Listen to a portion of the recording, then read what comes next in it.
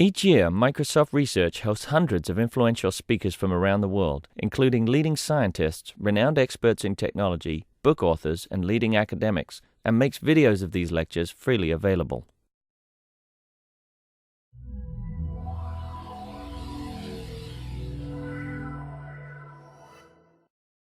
Let's get started. It's my pleasure today to welcome Armando Fox from UC Berkeley, where he is the PI of the RAD Lab project, which is quite an ambitious effort to do a better job of building data centers and data center software, funded by our friends at Google and our friends at Sun and a host of other companies. Berkeley and Microsoft helped start this at Berkeley, I think, about 3 or 4 years ago now. And it's been quite an interesting and successful project. And I think Armando's going to tell us about some of the research that's been going on in it. Yep. So thanks for having me. Thanks to Jim for inviting me out. And it's kind of fun to always come here and see a handful of familiar faces in one capacity or another, including some people that I think of as like MVPs of the RAD Lab, because they come to our semi-annual retreats and they give us their feedback. And as you'll see, we take the feedback very seriously. I've been trying to wrap up what we've sort of done in the last 3 or so months, 3 to 6 months, I guess, in terms of the RAD Lab's research agenda. And I was struck at how often a major turn of direction that we did was influenced by feedback from someone here or someone at one of the other sponsor companies. So forgive the assortment of sponsor logos, but as you all know, these are tough times for research funding, so we need to make sure that we acknowledge the help of all of our sponsors. It used to just say, DARPA. That was several years ago. That's changed now. So as Jim mentioned, I'm one of the PIs of the RAD Lab. We have this very ambitious kind of moonshot 5-year mission to explore strange new worlds. No, that's the Enterprise's 5-year mission. Ours is to enable a single person to essentially deploy the next large-scale, next-generation internet service without first having to build an organization sort of the size of Google or the size of eBay in order to do it. So those of you who are familiar with the project have seen some variant of this slide before. It is a 5-year project, and we're now about 2.5 years into the project.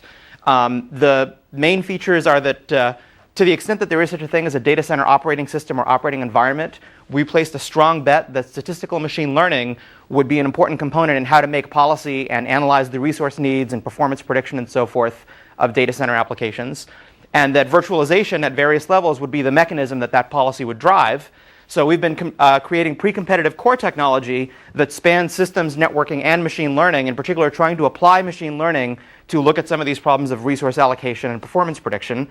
There's 6 of us and kind of a small army of graduate students that span all of these areas. So kind of what this talk is about is, we started this in early 2006 formally. Where do we stand now, and kind of what direction is the project taking, and what can we expect over the next 2 years as we mature the technology? So in early 2007, Luis Barroso from Google came out, and he gave a talk roughly titled "The Data Center is the Computer." And the point he was making, which is not lost on anyone here, is that now the data center is really taking the place of what we used to think of as a server. The program is really this sophisticated collection of distributed components that runs on thousands of computers in one or more buildings. So warehouse-sized facilities and warehouse-sized workloads are now pretty common. And even in just the last 3 months, we've seen some interesting new ideas for how to change the packaging of data centers. This was Luis's original slides just showed a picture of a building. And since then, we've managed to add a picture of a trailer like the Sun Black Box. And there was a data center knowledge blog article about how Microsoft had tried putting some servers out in a tent. This is sort of the ultimate in natural air cooling. And Google has talked about doing offshore floating data centers. So no shortage of ideas in how to change what's happening in terms of the physical construction of data centers. And an upshot of this is during one of our recent retreats, we started getting this very consistent level of feedback from Greg Papadopoulos at Sun as they were getting ready to announce Project Black Box. They said, you should really take a look at how this finer-grained way of deploying data centers is going to affect the overall data center architecture. Brian Burchett, who recently joined the Google Research Lab in Seattle, said, this really means that substantially every interesting application is going to run across data centers, S plural. So whatever you're doing in terms of software architecture, you need to make sure that it has natural extensions for that world. And James Hamilton, whose pet interest with us is storage models and relaxed consistency and innovative new ways to talk about distributed storage, kept emphasizing that some of the storage projects that we were working on had also better be multi-data center. So we took that feedback seriously, and we've decided that now it's the data centers are the computer, which is a slight twist. But of course, if you think about it, it makes a lot of sense because I think everybody agrees that conventional designs for large building data centers have sort of hit the wall in terms of power and cooling. And if we're going to talk about true utility computing, elasticity for a single data center is great. But as with a true utility company, you can't bet on only a single one, right? If you're running your business in one data center and a natural disaster occurs, you're out of business. So if it's really going to be a true utility computing environment, we need geo-replication anyway. And as James Hamilton and some other Microsoft colleagues pointed out in a recent paper, it also gives you the opportunity to think about building the data centers themselves from commodity parts, like off-the-shelf buildings, right? They made the case for condominiums, which is admittedly a little bit at the extreme end of the argument. But I think the point is well taken that the packaging and physical plant of data centers certainly hasn't reached the point where we can sort of commoditize it and then use it elastically the way that, for example, EC2 demonstrates in the last couple of years, and that I understand there will be a comparable Microsoft announcement which may be happening even as we speak. So if this is going to be true, what are the software abstractions and architecture that will be needed to deal with these cross-data center issues? And what kind of infrastructure and tools will you need to predict and manage the resources that will be used by applications as they span multiple data centers? So that's kind of what we've been doing and what the talk is about. And here's what I think the story so far is in terms of the project and what I'm going to try to summarize our progress on recently. One big theme, like I said, we placed a big bet on machine learning, and I think the bet is paying off quite well. The bet is that with machine learning we can predict and also optimize pretty complex application resource requirements, and that means that it's okay to use high productivity languages that favor programmer time, debuggability, and maintainability over single node performance, and then incrementally fine-tune them. So we've kind of been fighting this a little bit of a spiritual battle about whether very, very high level languages like Ruby on Rails, which is our current favorite framework for developing the applications, can really be justified. And I'm hoping I can demonstrate with a couple of examples that we believe the answer is yes. And the second major point is that although we've managed to successfully commoditize things like the virtual machine operating system, there's a whole software stack for horizontally scaling these three-tier applications, but there isn't really any out-of-the-box solution for data center scale storage for these applications. That's still the holy grail, and I don't believe that there will be sort of one silver bullet that will solve all of that. I think there'll be many different solutions for storage in the data center, but we'll talk about one that we've been working on called SCADS that we think fills a really important gap where there isn't any functionality right now. It fits the elastic computing model. It fits the idea that we can exploit machine learning to do provisioning and performance prediction. And it's a natural fit for the programming models of these Web 2.0 applications. So that's kind of where we're going.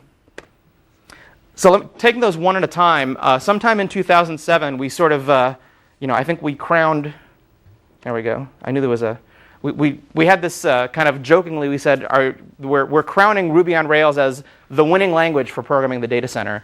Now, that certainly doesn't mean we think it will be the only one for writing high-level applications, but we observed that it was a framework that's easy to learn. It has abstractions that are a natural fit for a lot of the popular Web 2.0 applications that we've seen, social computing and so on.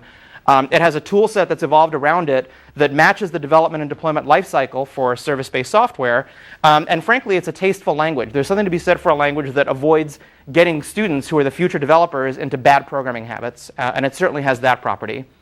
And we thought that there was also, from an education point of view, there's a teaching opportunity here because all of a sudden we can use a tasteful language and do good CS pedagogy, but have an interesting, relevant project that comes out of it as opposed to contrived problem sets.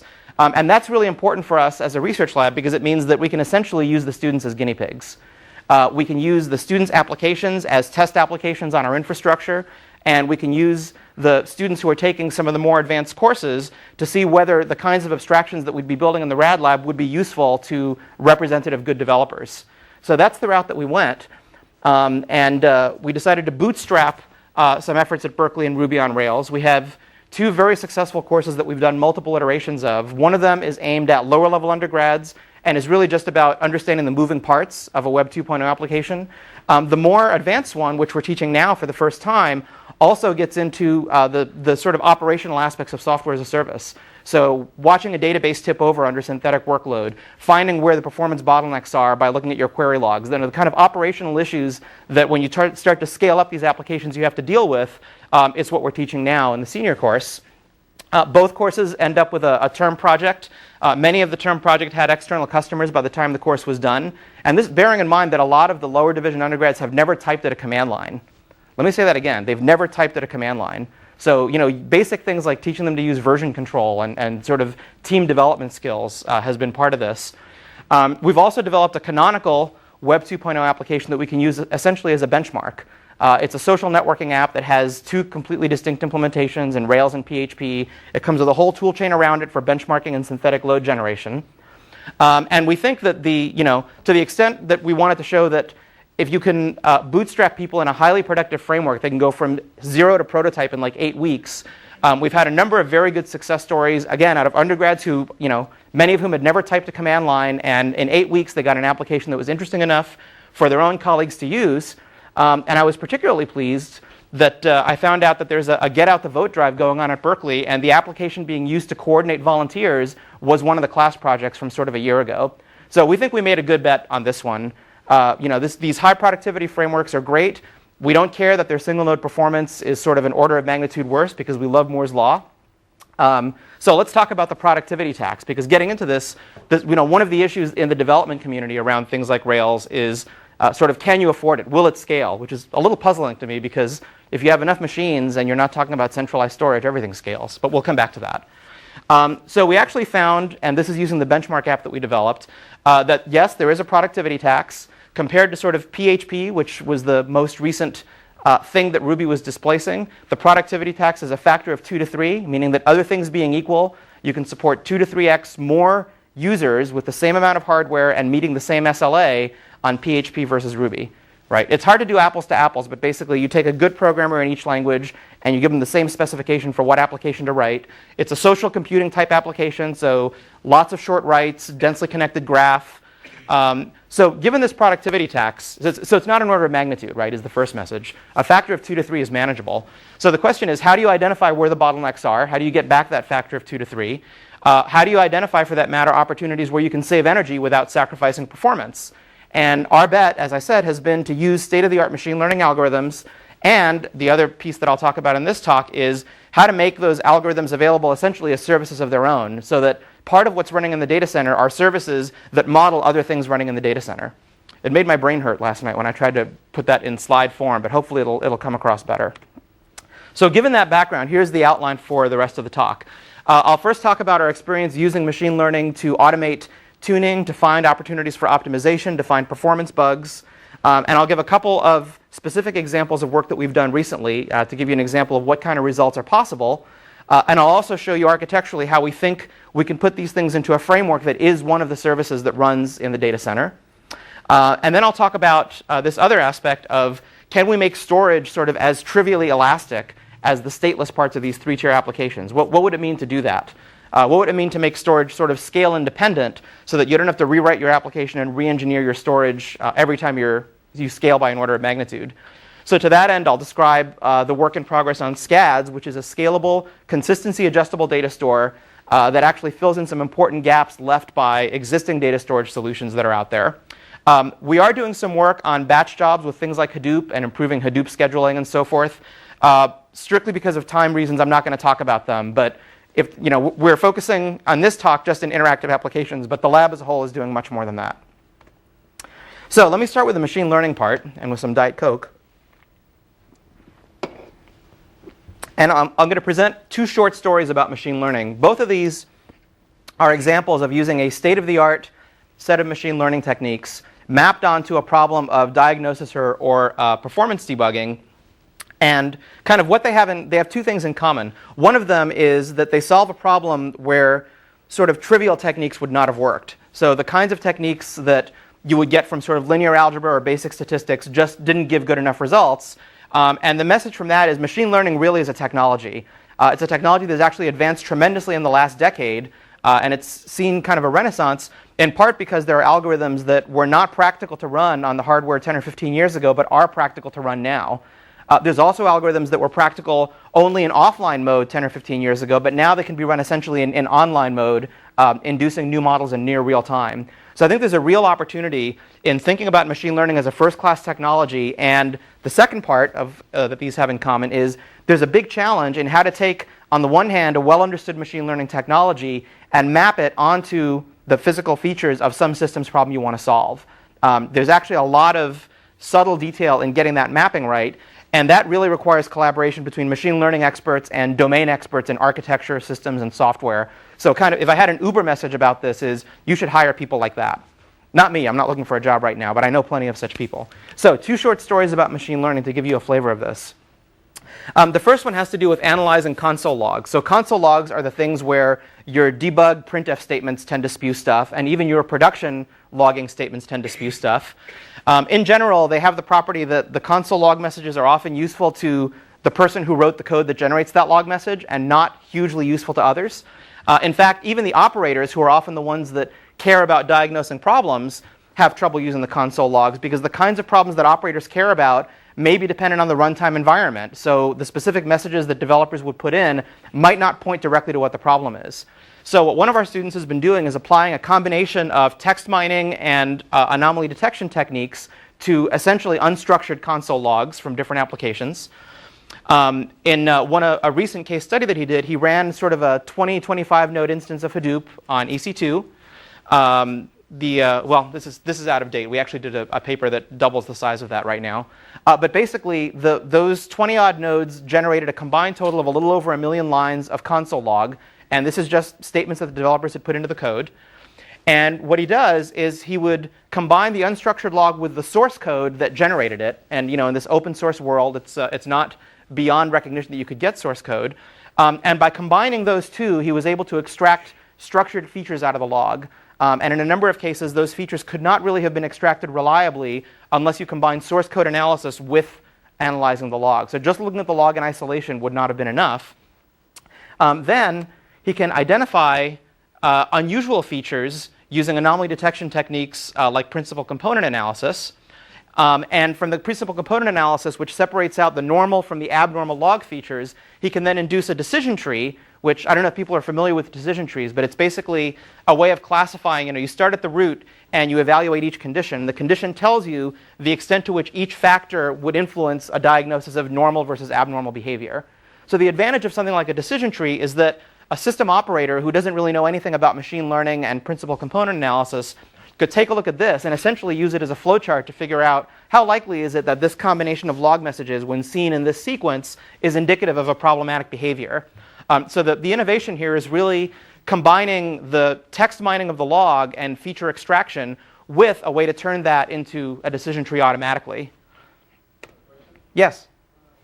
Examples of the features that you got from unstructured log and source code? Sure. So one example of a feature is a message count vector. If you break down all the different possible types of log messages that could ever be generated, and that's a step where you need to do source code analysis, you also figure out for each of those messages what parts of those messages are constant text versus which parts came from variables. And you can do source code analysis to figure out what the liveness path of those variables was. Now you group all of those things by the values of the variables, and you say for each value of a given variable, how many times did each type of log message print the variable when it had that value? And then you can use principal component analysis to figure out which log messages are abnormal with respect to some threshold. He used the Q statistics for thresholding, but you could do it other ways. By the way, I would apologize for trying to squeeze an 8-page paper into one slide. But the goal is 2 short stories about machine learning. So I'll try to keep some time at the end to go into the gory details. But kind of what did he find is sort of what you care about, right? One example is he found a rare failure scenario in Hadoop that when it occurs, it could lead to under-replication of data. Now, of course, we haven't actually seen data disappear in our 20-25 node experiment. But now that we're talking about running things on thousands of nodes routinely, failures that are supposed to be rare become a lot less rare. So in fact, a case where under-replication of data occurs might be important because part of the premise of the Hadoop file system is that replication is one of the key strategies for durability. It's a bug that could only have been detected if you were trying to detect it by hand. You would have had to essentially analyze the block level traces from the Hadoop file system. And even with a small installation, 1 million lines of log is more than anyone is going to do manually. And as a kind of a side bonus, he discovered that a particular error message that occurs pretty often in the logs that has these real ugly looking exceptions and warnings in it actually turns out to be a normal behavior, in the sense that it doesn't cause a correctness problem, but it is a potential area for improvement in performance because it's a performance bug. Basically a bug that leads to needless retries of a file system write. So, and this is basically without any human input at all, right? The operator of the system didn't need to supply any domain expertise at runtime in order to create the model. So that's one example of applying some non-trivial algorithms to pull out some information that could not really have been extracted manually or with simpler means. A second short story about machine learning has to do with finding correlations between multidimensional data sets. And in a second, I'll give you two quite different domain examples of how this is useful. But to explain the concept first, the idea is that you have two highly dimensional data sets that have a one-to-one correlation between data points. So for each data point in one set, it has a corresponding point in the other set. And the goal is to find highly correlated subspaces of those two data sets. Intuitively, what you're trying to look for is subspaces such that when you project each data set onto the corresponding subspace, you'll essentially preserve locality. So things that are near each other in one projection will end up near each other in the other projection. That, so far, is what's been called canonical correlation analysis. That's been around for 40 plus years.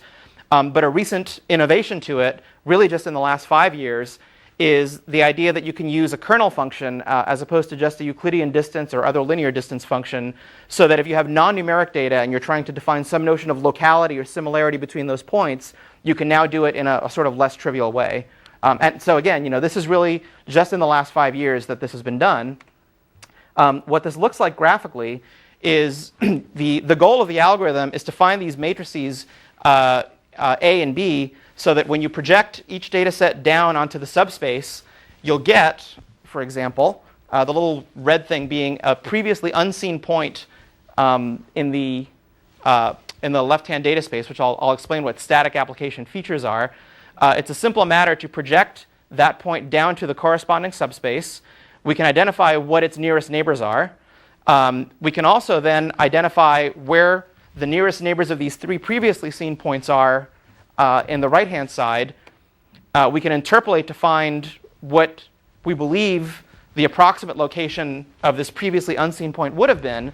And then we can use some heuristics to identify which points these correspond to in the unprojected space.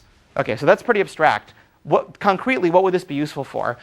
Imagine that on the left-hand side, what you have is static features of some application. So for example, the features of a query whose performance you're trying to predict. And on the right-hand side, you have training data that for each query that you tried, you were able to measure various aspects of its performance using standard performance counters and metrics available through things like OpenView. And your goal is to understand what's the relationship between a given query and the performance that you observe. In particular, what you'd like to do is if you're now handed a query that you've never seen before, you can find queries that in this projected subspace are similar to it.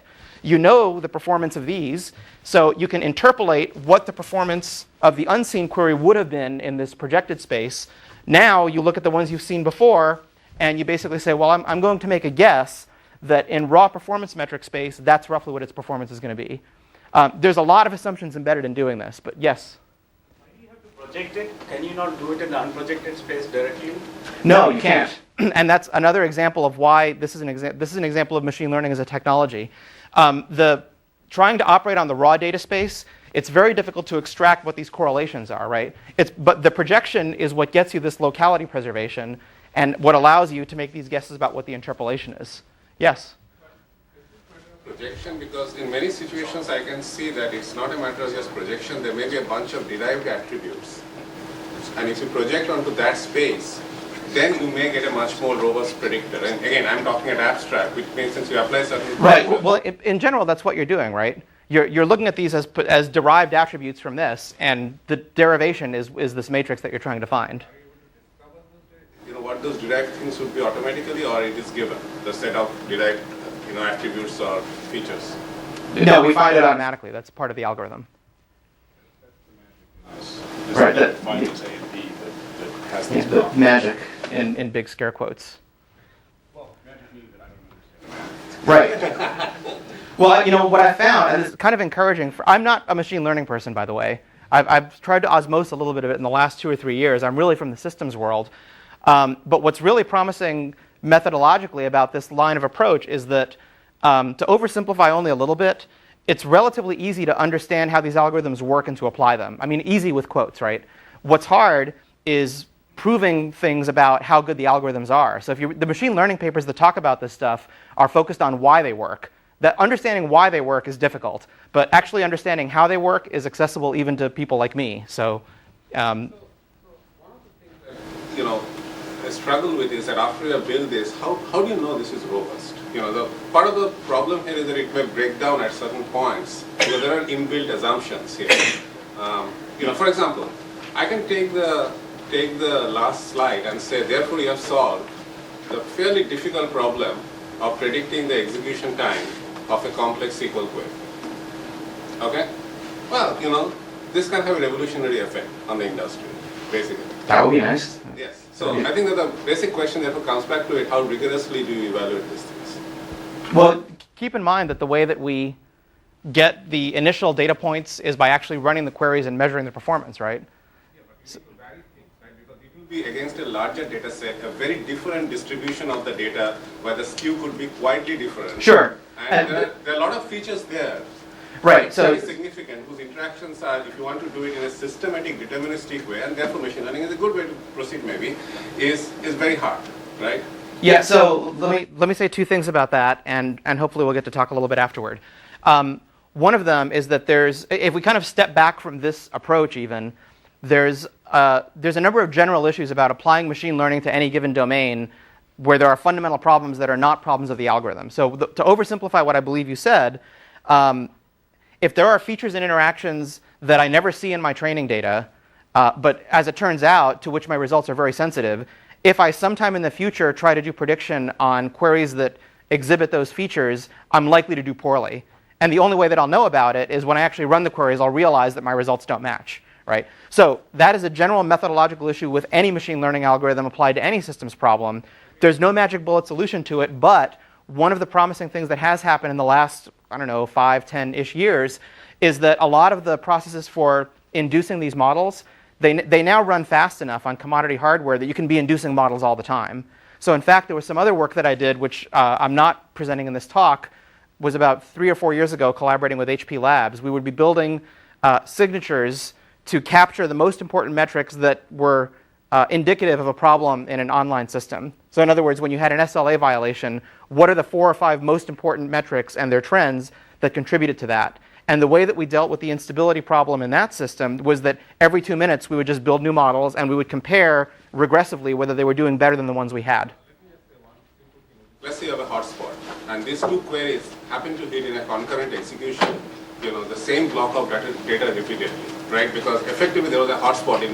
In many times in a vanilla execution, you have no such hotspots. And these kind of interactions are extremely hard, to model, They're extremely hard. That's the problem with robustness of the approach. Yes, we're in agreement. They're extremely hard, and by definition, a hotspot is a dynamic condition, right? I mean, if it was a static hotspot, it's not really a hotspot. You'd be able to see it in your training data. So I think, I hope that we get to talk more offline, but the general answer is, in many cases, what you really need to be doing is essentially inducing models all the time and comparing whether there's something about reality that has changed or something. There's a model lifecycle issue that is really what it gets down to, right? When your model diverges from reality, has reality changed, or is your model actually finding that there's a problem? And that's an open question. I'm not claiming that we have a sort of solution for that in every case. But briefly, so the approach that I just described, we've actually executed it on 2 quite different cases. One of them is in fact long-running queries in a business intelligence database. The static features are derived from the execution tree that the query planner gives you, which it can hand you in sort of under a second.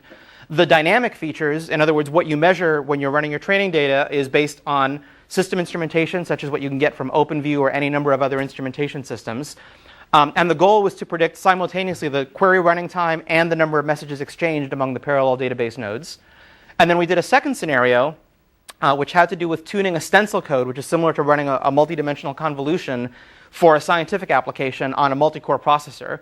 So if you've done this kind of work, you know that there's a number of different compiler optimizations you can turn on, not all of which give you additive benefit. There are parameters for things like software blocking for the matrix, for the convolution step, and the stride and the padding amount of software prefetching. And we submitted a paper on this recently where we showed that if you wanted to exhaustively explore the parameter space, even for a relatively simple problem, you'd have to be running experiments essentially for a month. And the dynamic features obviously are what you can get from CPU performance counter. So not only running time, but how much memory traffic you generated. In our case, we also looked at energy efficiency. And in those scenarios, what did we get? For the business intelligence queries, 80% of the time we were able to predict the execution time and the number of messages simultaneously, both within 20% of observed. And this is using standard n-fold cross-validation on the training data. If you remove the top 3 outliers, which were far outliers, we have a very good correlation fit. And more interestingly, when we use the same model to predict the performance, if we were to scale the cluster from 4 up to 32 parallel servers, we got a very good fit for those predictions as well. And in fact, the predictions are better than those that the query planner itself handed back as its prediction for execution time. So, again, open problems remain in sort of instabilities and unseen features, but I think the idea here is that this is a right direction to go. And by the way, we did try single and multivariate regressions on this, neither one of which worked particularly well. For the scientific code running on Multicore, we were able to get within 2 to 5% of what a human expert who understood the domain and the hardware had been able to do. And in fact, if you look at the sort of theoretically possible stream bandwidth from memory to keep the multi-core processor busy, we got within 95% of the possible maximum. We also identified sets of optimizations that don't give you additive value, which is non-trivial, right? So if I turn on optimizations A and B, I don't get the sum of the values of optimization A separately from B. And we also identified configurations where the performance was essentially the same, but there was slightly better energy efficiency. Now, on the relatively small problem we looked at, the energy efficiency was not better enough to get excited about, but the fact that we're able to identify it as such is potentially something to get excited about. Yes?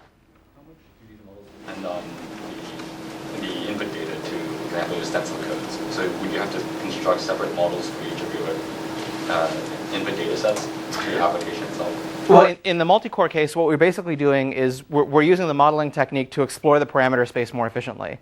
So we're exploring a very small subset of the parameter space, and we use a semi-greedy heuristic to figure out which things to try next. Right, but you're looking at tuning code parameters, and you're looking at tuning machine parameters, right? It's actually all one model. It's a single model that considers both types of parameters all as inputs. Right, but that functional relationship between performance and the code parameters or machine parameters might change depending on the data you're feeding into your stencil code. Actually, for stencil codes, it doesn't change that much. Stencil codes are fairly uniform. We actually are doing, one of the things we're looking at next is multi-grid methods. And those have kind of changing over time granularity of they're problems that don't have the same regular structure as a stencil. In fact, one of the interesting things about doing this in the multi-core domain, I'm not an architecture guy. I used to be a long time ago. But if you compare what are the obstacles to applying this methodology in the systems world versus to applying it in multi-core architecture world. In the systems world, it's really hard to get data. Runs take hours to do. It's pulling teeth to get the data out of companies, certainly. And the problems are very dynamic. They tend to be workload dependent and very workload driven. In the scientific computing world, the workloads tend to be more stable. Experiments take minutes or hours to run instead of days to run. You can get the data by running things on your desktop. So I actually predict that there's going to be a lot of interesting results in this area, and it's going to outpace what people are using machine learning for in systems, just because it's so much easier mechanically to actually go through the methodology and get the models built.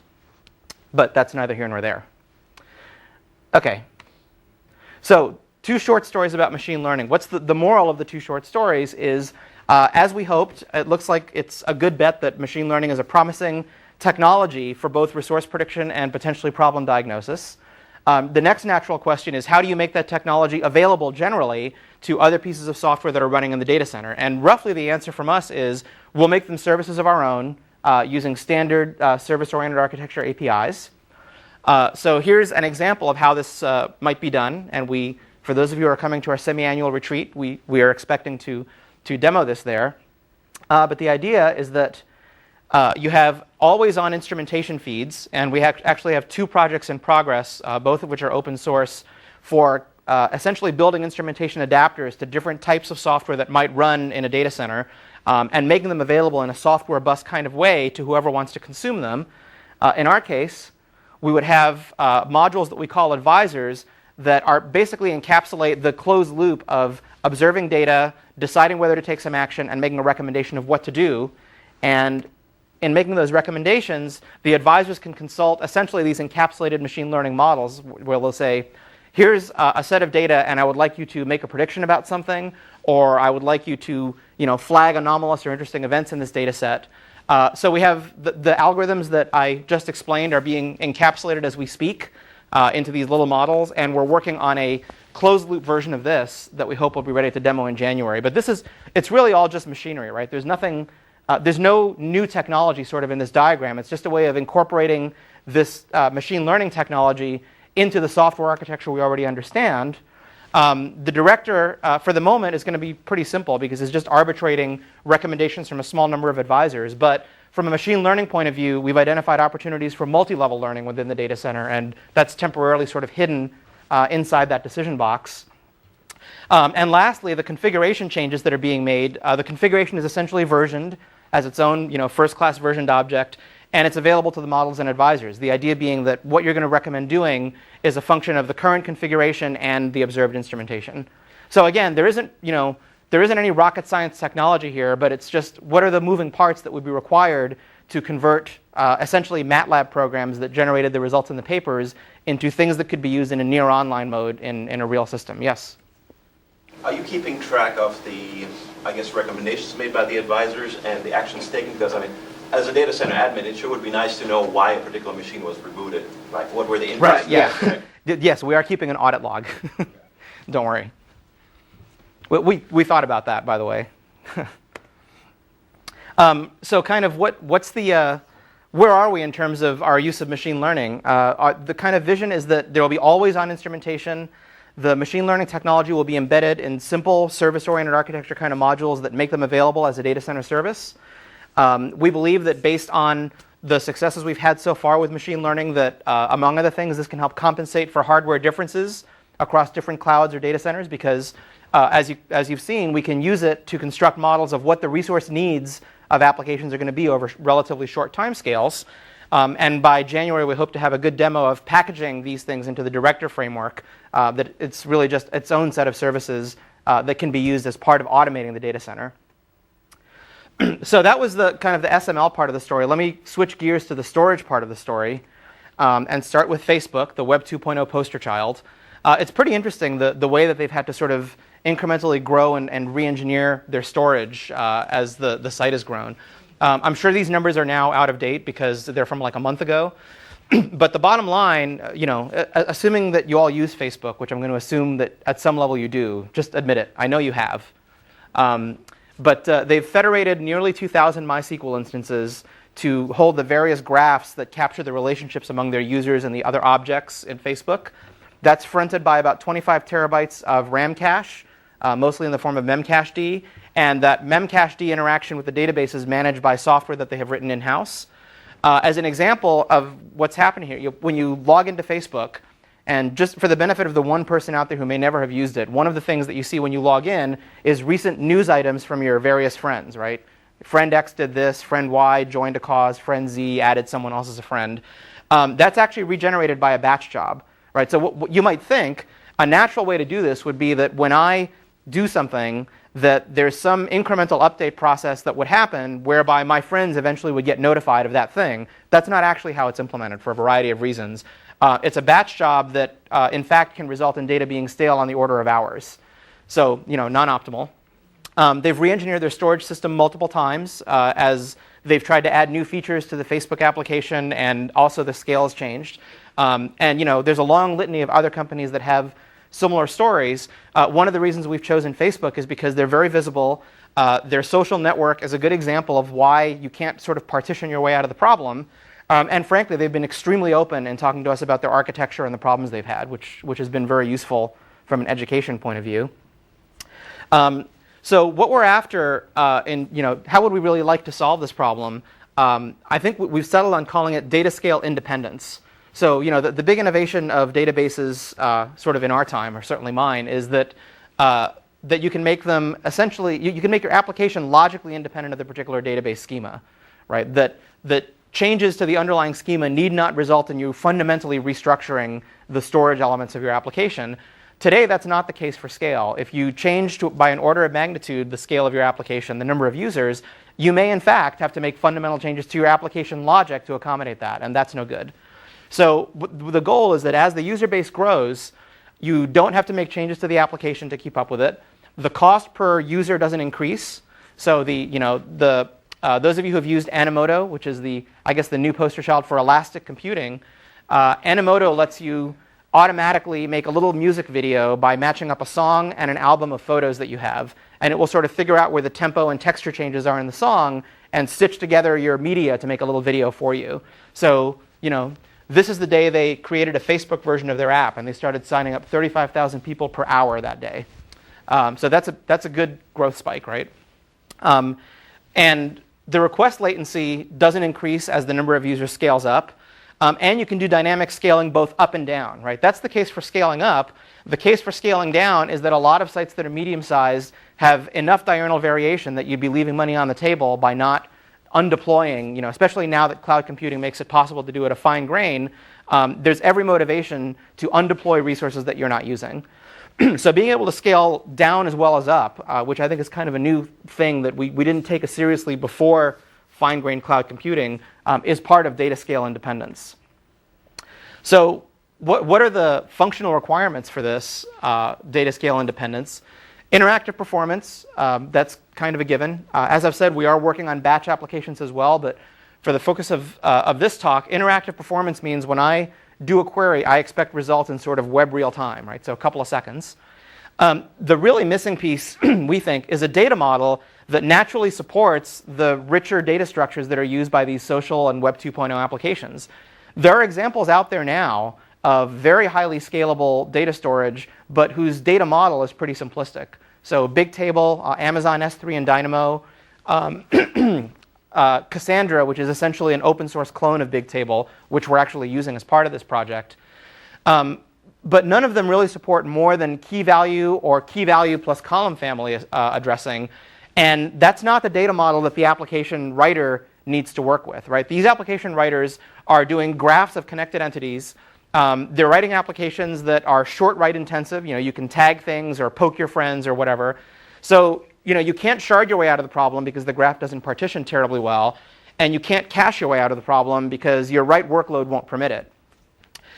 Scaling up and down, we already said. Support for multiple data centers is kind of a point of departure for us now.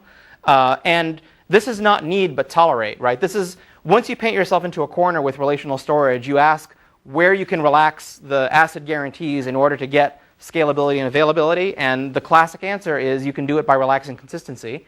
And in fact, Facebook is sort of an existence proof that these apps will tolerate relaxed consistency even if they'd rather not. Now, they wouldn't want it to be hours before a change is visible to all of your friends, but minutes is conceivably okay.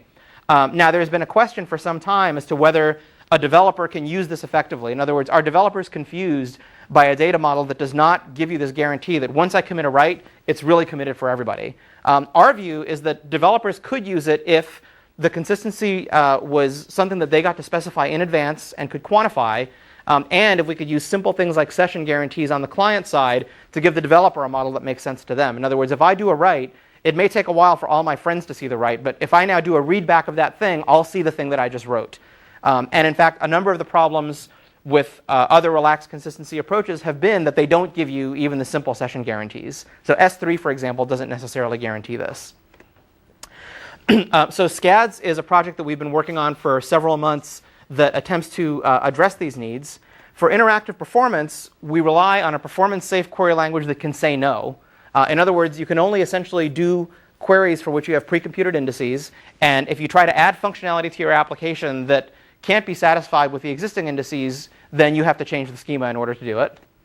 A data model that matches social computing. SCADS uses a number of indices to give you the ability to put together object graphs. As I'll show in a second, the updates to multiple indices that occur as the result of a single write are managed by separate priority queues, and this gives you a way to talk about relaxed consistency.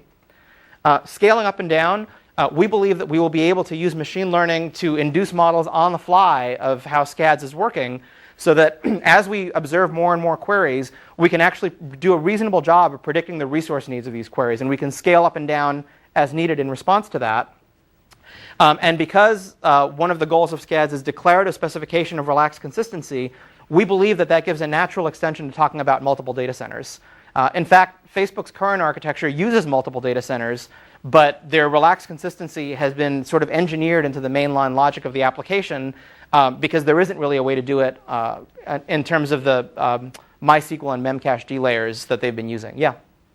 So to what extent does your declarative consistency approach, maybe we'll talk about this later, but to what extent is it dependent on how you choose to partition your data and how you choose to direct users to locations, right? Because depending on how I partition my data or how users' requests get served, you may or may not be able to guarantee that session consistency that you were talking about. Right. So the short answer to your question is, if there are cases where there's a consistency guarantee that is incompatible with the availability desire, then the developer will have had to specify which one is going to win. Right? In other words, will you serve stale data, or will you just return an error and say no? Now, as far as the extent to which the performance depends on the way that data happens to be laid out, and how many replicas you have for something that it's about to become hot, that's exactly the case where we're betting that we can adapt the machine learning approaches from the first half of the talk to actually make those decisions in close enough to real time that we can essentially say we need to be adding a certain amount of capacity, let's say over the next few minutes. Or we have capacity that's been observed to be idle or idle enough that we can start consolidating again. So the answer is that yes, it's obviously sensitive to how your data is partitioned and replicated, but we hope that we can sort of keep up with that at a few minutes lag granularity so that we can actually make adjustments to that on the fly. So, sorry. It's okay. Are you assuming that you can dynamically sometimes replicate and de-replicate data? We are, in fact, so originally we didn't know how we were going to build that ourselves with graduate student resources, but if you're familiar with Cassandra actually allows us to outsource some of that. So Cassandra gives you a big table-like API, and it actually handles replication itself, and you can do replication changes online. You can replicate and de-replicate online. And I think you can do a limited amount of repartitioning online as well. So we're hoping that some of the machinery for doing that will be handled by Cassandra. The policy for how to deploy that machinery will come from being able to induce models that successfully tell us what we actually, the number of replicas, let's say, that we need for a given chunk of the data set. Right? That's the outline of the approach. This is in the process of being built, so the answer to this question may change over the next 3 months. So what do we mean by performance-safe queries? We'll support a SQL-like, probably some subset of SQL query language, augmented with cardinality constraints, so that you can always make sure that you can return the answer to any query essentially in constant time, or in time that doesn't scale with the number of users. So we have multiple indices depending on which queries you want to do. You can only ask a query for which there's an existing index, so you don't have the option of allowing a query to just run slow. And the indices are materialized offline. That means that if you want to add a feature to your application that would require a query for which you have no current index, you have to build that index offline before you deploy that feature in your application. And queries are limited to a constant number of operations that will scan a contiguous range of one or more tables on a single machine. So if you're trying to add a new query or a new application feature, you already know what I'll give an example of what a consistency constraint might look like on the next slide.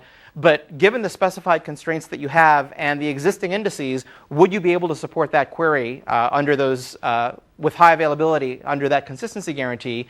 And if the answer is no, then you need to come up with additional indices so that you can do it in constant time. A consistency specification might look something like the following, where I'll specify an obvious thing like a read SLA over some percentile of the requests. I might want to specify what the staleness window is. And as far as conflicting writes, I could have a policy like last write wins, or I could ask for writes to be merged. And I'd like to have a session guarantee to read my own writes. So even if writes take some finite time to propagate, I don't have a confusing model of not being able to read back what I believe I just wrote. Now, I think the question that was raised is, what if it turns out at runtime that you can't have all of these things at the same time? For example, if there's a transient network partition, you have to choose between delivering stale data or just saying no. If you don't have sufficient resources to meet the SLA, again, you might have to return stale data from another partition. So in any of these cases, the idea is that the developer would prioritize whether returning something, even if it was stale, would be more important, or whether it's preferable to just return an error. And in some sense, whenever you do an availability consistency trade-off, you always find yourself having to have the contingency case where what if you can't meet the trade-off that you specified, which one do you say is going to win? Yeah. So how do you expect folks to actually come up with these consistency guarantees, or what they design? Because a priori, I may not have any idea what I can actually achieve. So is the model that I kind of specify, the ideal world, and then something breaks and I back off and I say, oh, maybe? Yeah, no, that's a good question. I think what the model will end up being is, as we start to get a little bit of experience with the observed performance of the system, you could, as a developer, you could go through a very short iterative process where just using the models that are in the online running system, you'd say, I want to do the following queries.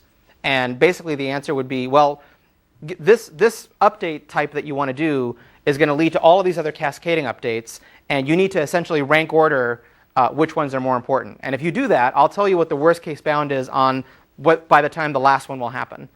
Right? So it'd be a little bit like ranked choice voting. Right? Now, I think the question you're getting to is how much knowledge do we need to give the developer, and what form would the knowledge take before they can write down any kind of consistency policy in terms that they understand? And to be perfectly honest, we don't know the answer to that yet.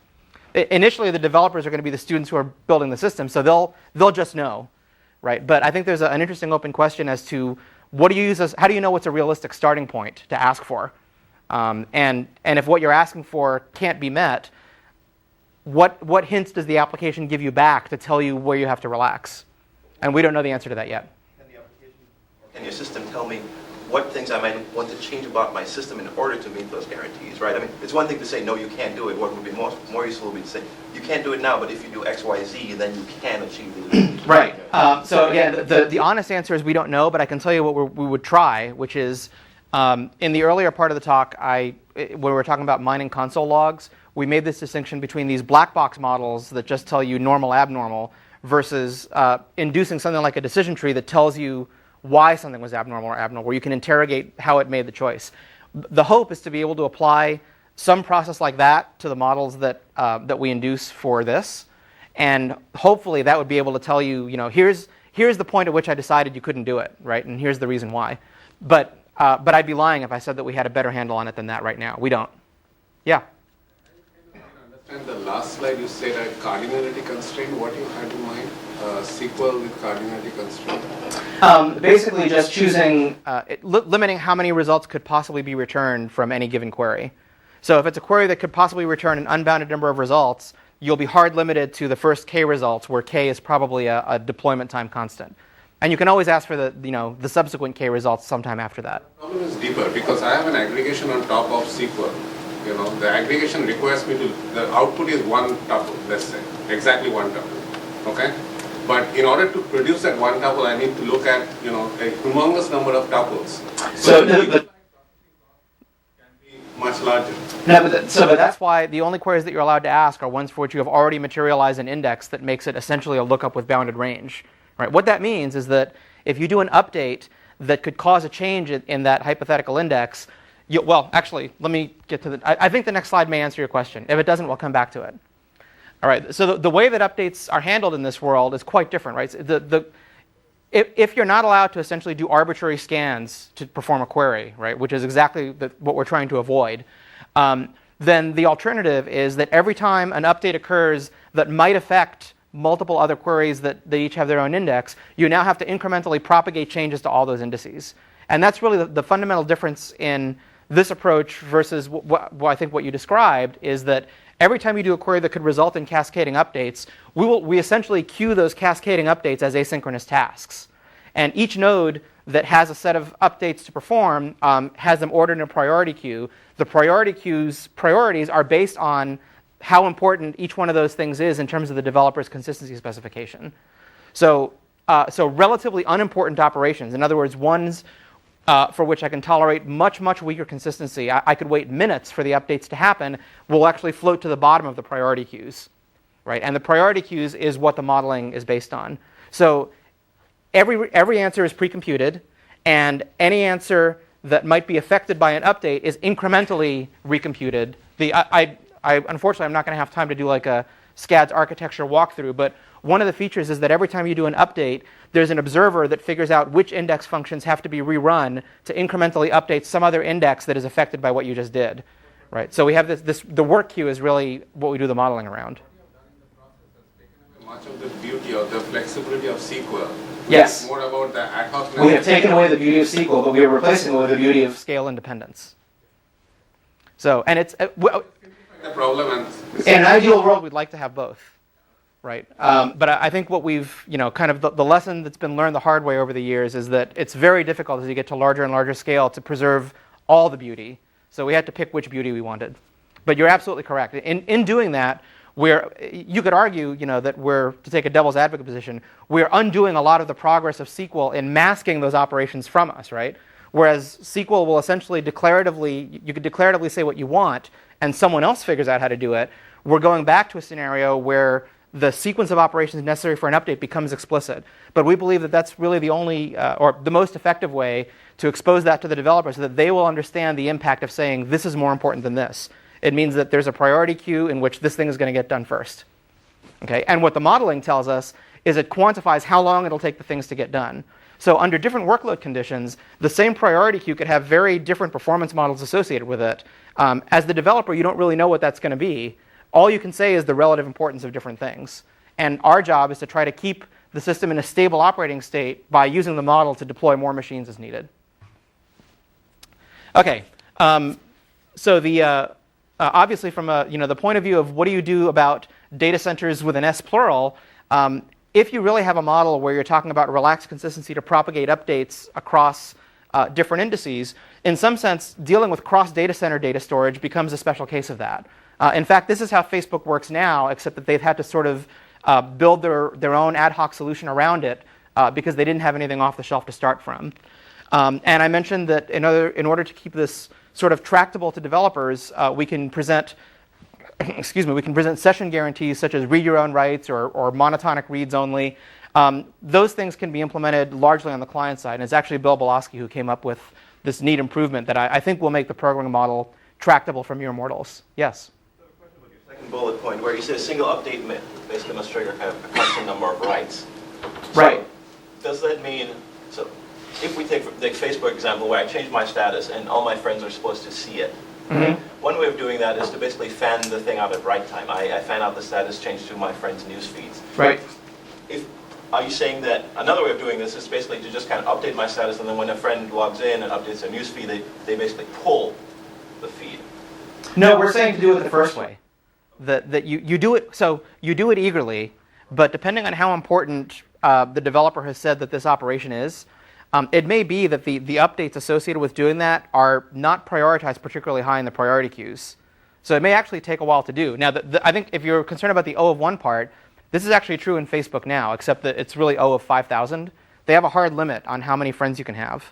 And they actually have hard limits in a number of other applications like things like causes. They limit the number of invitations you can send out per day and stuff. So in fact, they actually have hardwired things built in all over the place. I think over time, we may be able to do better than saying any given operation triggers a constant number of writes. I think what we may get to is if you do O of n operations, you'll get O of n writes, which is actually not the same thing, right? So O of n operations implies O of n writes means you could have a few groups that a lot of people are interested in, and you can have a few people who are interested in a lot of groups, but you can't have a lot of people all interested in a lot of groups, right? But that's far future. Okay, we're doing okay on time, so I'm getting ready to wrap up anyhow. Well, I won't have time to go through a detailed example, but the idea is if you wanted to support in constant time queries like who are my friends, who are their friends, and which of my friends have birthdays coming up soon, you essentially have to maintain separate indices to answer each of these questions. And if I add a friend, then potentially all of these indices have to change. If I change my birthday, a subset of the indices would have to change. And those are the discrete operations that go into the priority queues. So in the interest of time, I'm not going to go into the example in any detail. Yeah, because I want to leave more time for discussion, actually. We're implementing this over Cassandra, which is an open source clone of Bigtable that's been developed by Facebook and put it in the, into Apache Incubator by them. We expect to have the indexing system and simple modeling of Cassandra doing reads and writes already by January. And we are deploying it as a service on EC2. We got a bunch of Amazon funny money to do that, which is very nice. We also plan, I think more interestingly, to address the question of can developers understand and use this model? And one way that we're going to do that is by seeding it to our undergraduates in these very successful courses that we've done. Those of you who are familiar with Ruby on Rails are probably familiar with ActiveRecord, which is the object relational mapping layer that it provides. Basically, that layer allows you to talk about hierarchical relationships among collections of things, and there's a natural syntax for annotating those relationships with, for example, things like consistency guarantees. So our goal is to have a near API drop-in replacement at the source level for ActiveRecord that would replace the SQL mapping layer that's built into Rails with a SCADS mapping layer, but provide very similar APIs. And by the way, this is I think we realized in the last few months, a non-obvious benefit of using something like Rails, which is strictly higher level in terms of its data abstraction model than PHP. In PHP, you have to write your own SQL queries for the most part. I mean, there are various libraries out there that you can use, but it's the idiom for PHP applications is that you figure out your schema and you figure out what your queries are going to be. Whereas the common practice for Rails is you figure out what your object graph is, and Rails actually takes care of the schema. And the most common way that it does that is by using join tables and conventional SQL things, but there's nothing saying you couldn't rip out that layer and replace it with a different layer that still lets you express the object graphs, but implemented over a completely different data store. So in fact, we're hoping to seed this to undergrads in the next iteration of this course, which is going to be next fall. So in terms of where do we see SCADS going? One of the things that we got early on from our Microsoft colleagues is understanding who your developer persona is. We've decided that the development target for a lot of these are Elvises. People who they're good programmers. They're not necessarily the Stallmans of the world, but they have domain knowledge. They're competent in sort of the current programming tools. And our stand-in for Elvis is undergrads in our Ruby on Rails courses. Whether these developers can understand and use this relaxed consistency data model and API, well, we're going to, hopefully by next fall, be able to give them the APIs and have them use it in their class projects instead of using MySQL, which is what they're using now. And because we have funny money from EC2, we can actually deploy quite large-scale versions of these applications, even if it means driving them with synthetic workload, to evaluate whether, in fact, at scale, we can make this variable consistency mechanism truly work. So that's kind of where SCADS is going.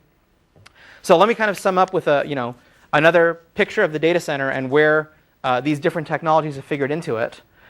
Scale-independent data storage. This is kind of in our view, one of the big missing pieces that you cannot just take off the shelf.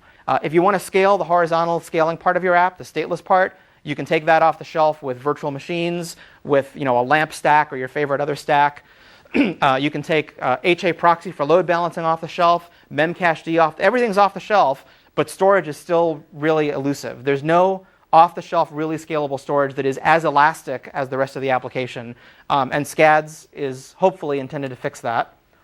The director is a way of making machine learning technology available as a service so that we have the opportunity of systematically applying it to do things like resource prediction in these very complex apps. And the hope is that just as it has been part of understanding how to scale the simple parts of the app, it will be able to tell us how to scale SCADS, which is the more complicated part of the app. And we'll stick with using these very high productivity, high-level languages and frameworks, not just because we believe that with machine learning we can identify where that productivity tax goes, but also because by keeping the developer at that higher level, I think it gives us the opportunity to play around with alternative data models. So I think SCADS is one of a number of different data models that are going to be prominent in large-scale applications. we sort of look forward to seeing what the other ones are. But I think the hidden benefit that we didn't see of these very high-level languages is to the extent that they insulate application developers from the details of the data model, that actually makes it easier for us as researchers to experiment down in that space and still have it be useful to developers, right? Where they might actually be able to apply their existing skills and not have to rewrite their entire app from scratch, which is what's been happening in practice with these deployed applications. Yes? So, I hope you're one of my afternoon meetings, by the way. You're asking all these great questions. no, I'm not. But so I'll try and get in my questions now. So the underlying model for SCADS seems to be that data is always stored persistently. It might be a little bit out of date, but it's always stored persistently.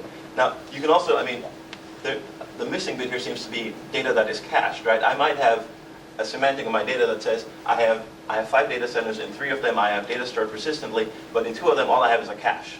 Right? Yeah. That might be some annotation I might want to put on my data. Right. So you're talking about just kind of garden variety caching where you expire things on demand and you can always regenerate them. That's what you're talking about. Yeah, you can regenerate When you, them. I mean, yeah. It seems like that is Missing from SCADS right now. Did you consciously reject the notion of caching? Well, reject is such a strong word. If you will. To keep the project in scope. No, we did choose to omit it from SCADS for 2 reasons. One of them is we really just want to focus on, does this plan for doing variable consistency, is this really going to work, right? So part of it really is to keep the project scoped.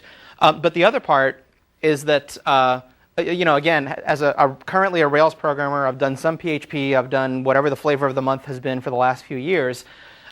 The framework actually has framework-level abstractions for caching that operate on framework-level objects. So, for example, Rails has abstractions for page caching, caching a fragment of a page, caching the result of a particular query, and it's actually got a very well-developed set of abstractions for dealing with that. And you can use, memcached, you can cache in disk files, you can cache in RAM. So, in some sense, putting caching in SCADS, given the way we want to deploy it, probably would have been redundant.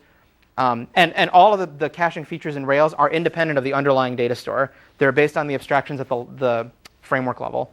So that's the practical reason we did it. But then don't you still have to specify The relationship between the caches in Rails and your persistent data in order to get a full view of what your consistency semantics are?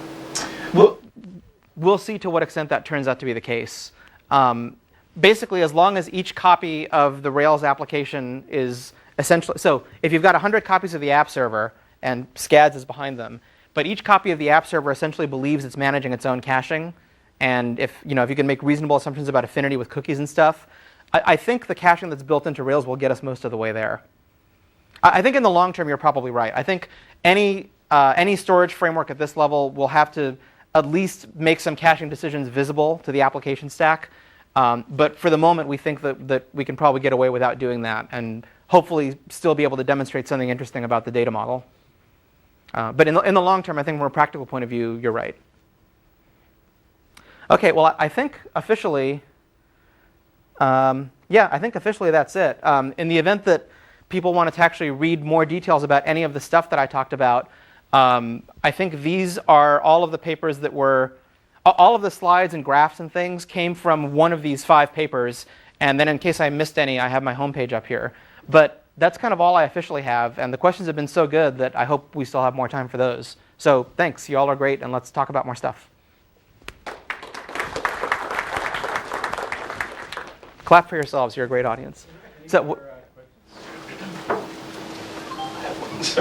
go ahead. So what we talked about, Thanks, guys.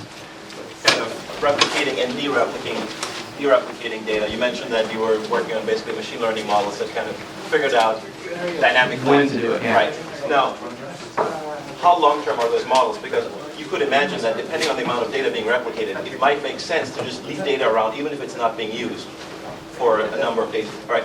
Even if I have a kind of a daily pattern of usage that varies, I might not want to take the hit of, at peak time I replicate all the data out to a bunch of servers, take the overhead of dealing with my consistency issues, Right. and scale it back Yes, down. I think I could probably generify your question a little bit by saying very often there are essentially stable patterns over longer time periods, and if you knew what they were, you don't really need machine learning to do that, right? If you know what your stable pattern is going to be, you have some component of your provisioning that's just going to make sure that you hit your stable pattern, and then you use machine learning to deal with the unexpected variation. Yeah, I mean, Right. How do you do the trade-off between, in some sense, kind of having a bunch of idle servers i.e. not using up all the CPU, versus other trade-offs like using network bandwidth to replicate data that you only need for a certain amount of time, right? So there are multiple resources that you need to trade off, and just looking at CPU utilization seems like kind of a subset of the space. Right. Well, and I'm not claiming that that's the only thing we're looking at, but you're right. In general, there's many dimensions of trade-offs that one could make, and I think the thing that is going to force the issue on that is that Amazon, as the first sort of widely buzzed consumer version of cloud computing that seems to have had some impact, has actually put a price on those trade-offs, right? You know exactly what it costs per gigabyte of network bandwidth, per CPU hour, per everything. But we don't have a plan yet for saying how we're going to co-optimize all those things. We'll hopefully, if we can just get the simple case working initially, like in the next 6 months, I think we'll have made a step in the right direction. But yeah. At this point, Are you one of my afternoon meetings? no. Okay, too bad. Machine learning used for any operational system at a system. It's used for a variety of other apps like fraud detection and whatnot. But in terms of resource management and so on, are you aware of any operational system which uses it? This is more for my information. Am I? Well, I would guess. Okay, so I'll give you two answers. I would guess that that's probably happening at Google, but no one will actually tell us that. I suspect that more of their machine learning is really put into the functionality of the applications. But I know that they have used at least some machine learning techniques, and even in an offline sense, to analyze performance bugs and things like that. Also, kind of closer to home, we've been working through Microsoft Silicon Valley. We've been working with the Microsoft Instant Messenger team, and we have actually used some machine learning to help them find what may be performance bottlenecks in IM during their stress testing. So an answer soon might be that it's being used by some Microsoft properties, and that would be all to the good, we assume. So I guess the reason I was asking a bunch of questions around robustness is, what happens in a vertical kind of an app? Let's say, IM and stuff, anything where essentially the server is used for one specific thing, there's likely to be much more patterns. I mean, again, I'm talking at a super intuitive level. Mm-hmm. But let's say you are running off simple DB or SQL Server Data Services or a generic platform.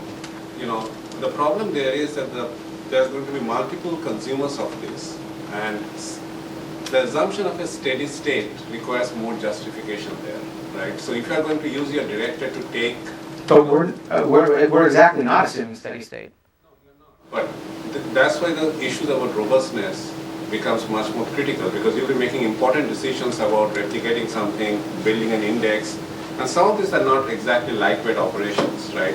And you will be committing this. Yes, you can back out, but there is a price. So the robustness becomes a key issue, and that's really what was my, if you will, a philosophical question here. Yeah, as I said, I think philosophically we're in agreement. I think there will always be unforeseen cases, and yes, you are trusting some automated machinery whose robustness may not be fully tested, right? There's no guarantee. Because there is no one app which is running against it. That's a critical difference from a bunch of successful scenarios where machine learning has been used in the past.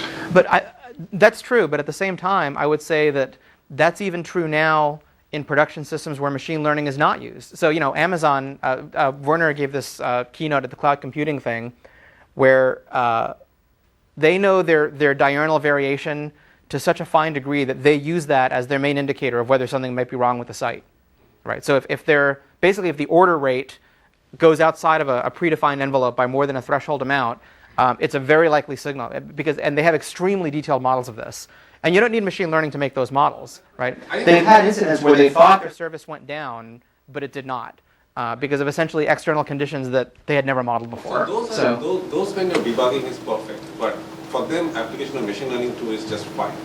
When you do an online intervention to move around resources, that's where I have concerns. I have no concerns if you're using these kind of models to detect possible cases where an intervention may be required. If you have a fully human out of the loop, resource management directed by a machine learning component, that's where, again, I'm not saying it's not possible. I'm saying that's where. Right. No. It's a legitimate risk. There's a bunch of other work that we have done that I didn't talk about at all that has to do with combining machine learning results with visualization, so that as the operators see, here's what the algorithm found, here's what it would have done, and summarized in a kind of one picture. And the hope would be that over time the operators can either correct its mistakes or at least come to trust that when it's put in control, it will do the right thing. And I think that's a necessary but not sufficient condition. But I don't know what the end game of that is. And I think you're right. Philosophically, we're in agreement. Yes? So when you're building your models online in real time, do you allow for addition or destruction of features on the fly? Or not so far. But we haven't ruled it out. We just hadn't thought of it until just now when you said it. No, was there something specific that made you ask that, or? Does it cover, unforeseen impact of features that, in the first model were not actually identified? Right. Well, so I guess it depends on what you mean by considering new features. The kind of template for most of these methods is you have a candidate set of features that you can extract, and then you have one or more feature selection steps where you end up deciding which ones are going to be included in your model. Now, certainly it's the case that when you're building models online, the set of features selected at any given time that will become important in the model is probably going to be different, depending on what the external conditions are. But we haven't thought about any approaches where you would add new candidate features online. I guess to me that would be like you're going to come up with a new modeling technique. And when you deploy that new modeling technique, it will include new candidate features that you hadn't used before. But I guess for some reason I just didn't think of that as an online thing. But I guess it could be. Yeah, or at least add them fast enough. Right. Well, part of the goal of the plugin architecture with the director is to be able to add them relatively fast. Fast meaning you've qualified them offline, right? And now they're ready to go into the production system. So at least we would have the machinery in place that would hopefully let you do that. But we haven't thought of doing it ourselves yet. Okay, well, let's thank Armando. No, thank you guys. What a very interactive audience.